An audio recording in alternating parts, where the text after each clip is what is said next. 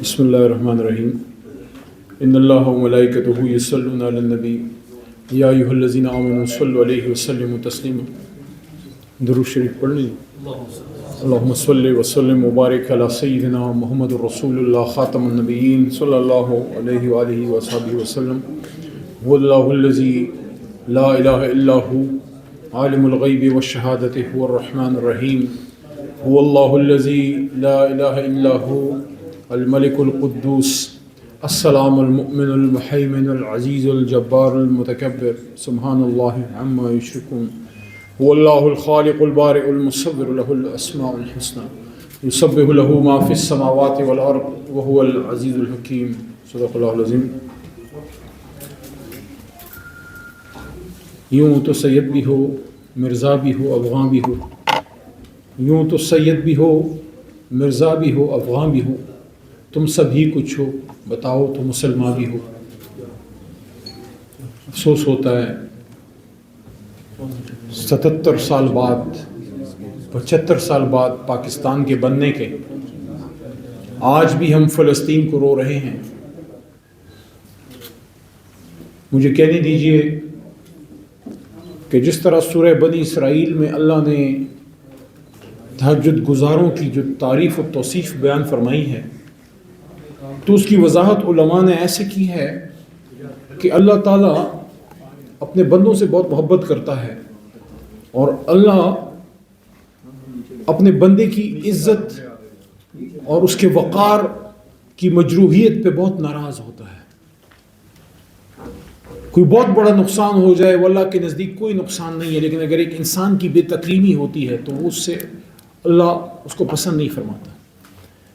تو جب اس کا مکالمہ ہوا شیطان الرجیم کے ساتھ کہ انسان کو کیوں پیدا کیا جا رہا ہے، اور پھر جب فرشتوں کے ساتھ بھی مکالمہ ہوا اللہ کریم کا، تو اللہ نے جو ایک صفت یا خوبی آپ کی اور ہماری بتائی وہ یہ تھی کہ یہ ایسا میں تخلیق کرنے لگا ہوں، یہ ابن آدم، یہ آدم اور اس کی اولاد، کہ یہ اپنا آرام چھوڑ کے اپنی استراحت چھوڑ کے سخت سردیوں میں میرے سامنے کھڑا ہو جائے گا تہجد گزار کے طور پر.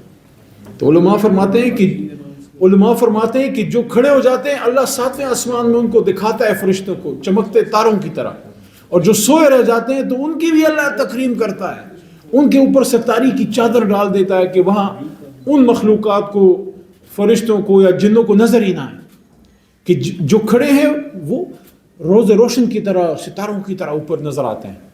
تو آپ مجھے کہنے دیجئے، مجھے اجازت دیجئے کہ آج میں یہ کہوں کہ 1.5-2 ارب مسلمانوں میں روشن ستاروں کی طرح زندہ صرف اہل غزہ ہیں. یہ کیسے ہو سکتا ہے؟ یہ کیسے ہو سکتا ہے کہ شہید سیالوی اس وقت سٹیج پہ بیٹھا ہے، میرا چھوٹا بھائی جیسا ہے، اس کے ساتھ ظلم ہو رہا ہو اور میرے ساتھ 20 بندے ہوں اور میں اس کی مدد کو نہ ہوں؟ یا تو پھر وہ رشتہ کمزور ہے یا پھر میں بے ایمان ہوں. تو رشتہ تو کمزور نہیں ہے، کیونکہ اس کی دلالت اور اس کی گواہی تو حضور نبی کریم صلی اللہ علیہ وسلم نے دی جب انہوں نے فرمایا صحیح بخاری میں کہ تمام امت مسلمہ کی مثال ایک بدن کی طرح ہے، اور بدن کے ایک حصے کو جب تکلیف پہنچتی ہے تو پورے بدن کو تکلیف پہنچتی ہے. اس لیے آج جیسے ہی ہم سب کو پتہ لگا ہے کہ اب پھر غزہ پہ بمباری ہوئی ہے، ہمارے دل دکھے ہیں. آج جب ہم افطاری پہ بیٹھیں گے اپنے بچوں، اپنے والدین یا اپنے دوستوں کے ساتھ، تو ہمیں ضرور خیال آئے گا کہ آج کچھ لوگ اپنے بچوں کے خون کے ساتھ افطاری کریں گے. ان کے بچوں کے لوتھڑے، والدین کے لوتھڑے پڑے ہوں گے، لیکن انسان ہے کیا کرے، اذان کی آواز تب بھی آئے گی. غزہ کے اس قبرستان میں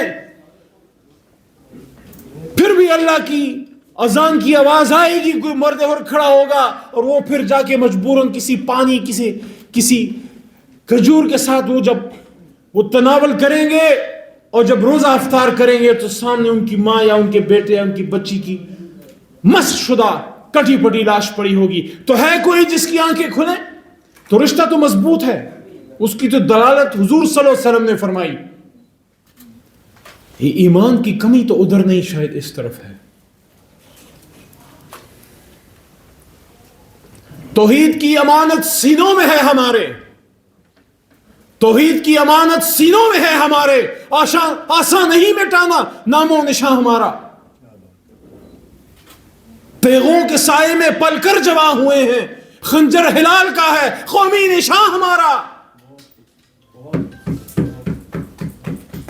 باطل سے دبنے والے آسمان نہیں ہم، 100 بار کر چکا تو انتہا ہمارا۔ کہاں سے لائیں وہ فکر، وہ حسینی فکر؟ کہاں سے لائیں قلندر لاہوری کی وہ سوچ؟ اور کہاں سے لائیں محمد علی کا وہ ویژن جس کو دنیا نے قائد اعظم کے نام سے جانا؟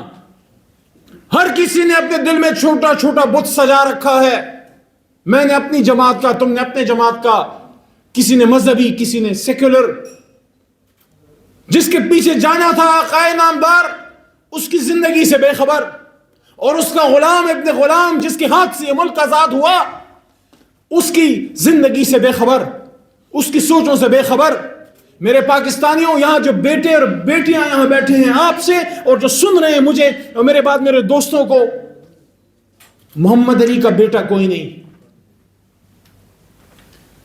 اس کی ویژن کا آگے لے جانے والا خون کا رشتہ دار کوئی نہیں رہا۔ یہ آپ پہ اور مجھ پہ لازم ہے کہ محمد علی دے، جناح نے جب فلسطین کے بارے میں کہا کہ اسرائیل از the illegitimate child of Europe،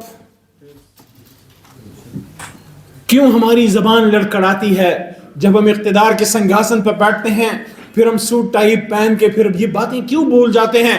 محمد علی جناح نے تو سوٹ اور ٹائی لگا کے کہا تھا کہ میں اسرائیل کو نہیں مانتا، میں فلسطین کے ساتھ اور قدس شریف کے ساتھ اور مسجد اقصی کے ساتھ کھڑا ہوں۔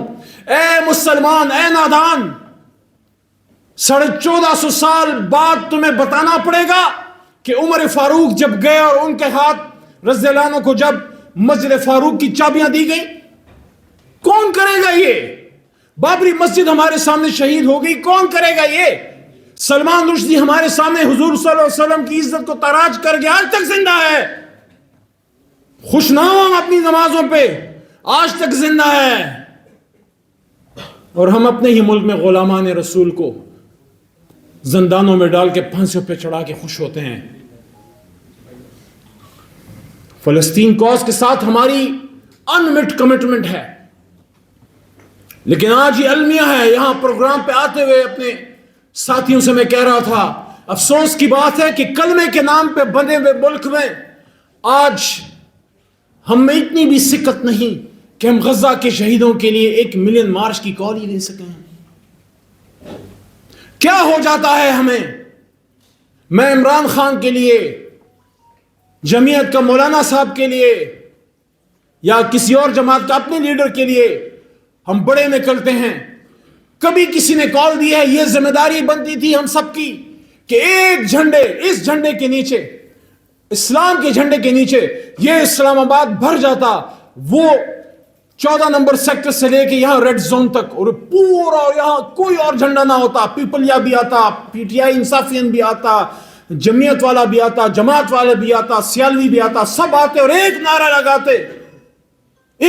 لگاتے کہ مرتے دم تک ہم القدس کے ساتھ کھڑے ہیں، ہم فلسطینیوں کے ساتھ کھڑے ہیں، ہم کٹ جائیں گے، مر جائیں گے، لیکن اسرائیل کو نہ تسلیم کریں گے اور نہ ہمارے بچے تسلیم کریں گے۔ ہم اس ویژن کے ساتھ ہیں کہ غزہ اور فلسطین کا مسئلہ it's not a land dispute, یہ آئیڈیالوجی کا مسئلہ ہے۔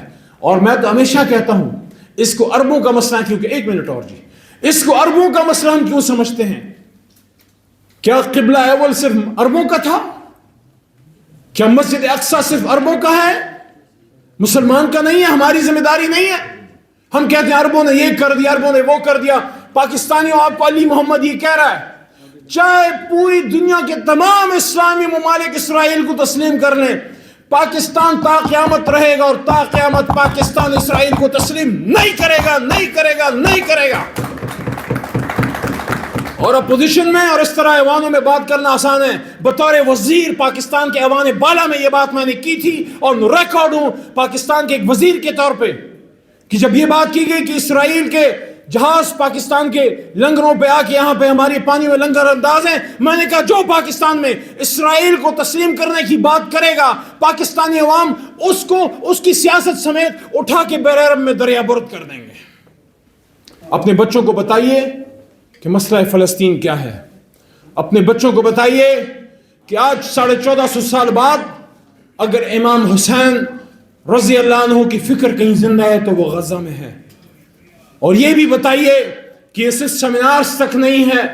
میں تو سلام پیش کرتا ہوں آپ سب کو جو ہے اکٹھے ہوئے ہیں, لیکن یہ ذمہ داری حکومتوں کی بنتی ہے. ہم جب حکومت میں تھے ہماری تھی, آج میاں صاحب کی ہے, کل جس کی بھی حکومت ہو. آئیں کم از کم مسئلہ فلسطین پہ ایک ہو جائیں, آئیں کم از کم حرمت رسول صلی اللہ علیہ وسلم پہ ایک ہو جائیں, کم از کم ختم نبوت صلی اللہ علیہ وسلم پہ ایک ہو جائیں, مسئلہ کشمیر پہ ایک ہو جائیں, اور پاکستان کی بقا اور نظریاتی اساس پہ ایک ہو جائیں. آج سوال ہوتا ہے پاکستان کی نظریاتی اساس پہ بھی, اس پہ پھر کبھی پروگرام کریں گے. لیکن ان کو میں یہ کہنا چاہتا ہوں جو ماں سے حلال کا جنا ہے وہ کبھی بھی دو قومی نظریے اور پاکستان کے بننے کو کوسچن نہیں کر سکتا اگر وہ حلال کا ہے. کیونکہ میں نے نہیں, آپ نے نہیں, محمد علی جناح نے نہیں, حضور نبی کریم صلی اللہ علیہ وسلم کے حکم سے یہ ملک 27 رمضان کو ہمیں ملا تھا, اور اس کی ذمہ داری تھی کہ اس نے مسئلہ فلسطین اور مسئلہ کشمیر کی جنگ لڑنی تھی. لیکن ہم کیسے وہ جنگ لڑیں جب خود ہم قرضوں میں بال ہم ڈوبے ہوئے ہیں. پاکستان مضبوط ہوگا, ایک مضبوط ریاست بنے گی تو فلسطین آزاد ہوگا. کی محمد سے وفات ہونے تو ہم تیرے ہیں, یہ جہاں چیز ہے کیا لوح و قلم تیرے ہیں. اور خاقان عباسی صاحب شاید تشریف لائے ہیں, so I welcome him here in this program.